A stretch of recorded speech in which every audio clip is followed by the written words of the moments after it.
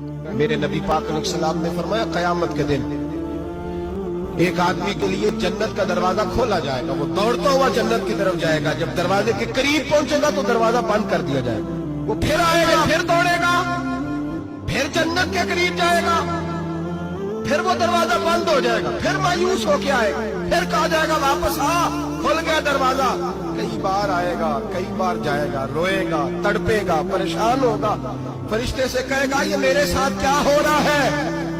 وہ فرشتہ کہے گا وہی ہو رہا ہے جو دنیا میں تو اللہ کے بندوں کے ساتھ کرتا تھا، تو لوگوں کے مذاق اڑاتا تھا، بوڑھوں کا مذاق اڑائے، بیماروں کا مذاق اڑائے، غریبوں کا مذاق اڑائے، وہ سمجھدار ہے؟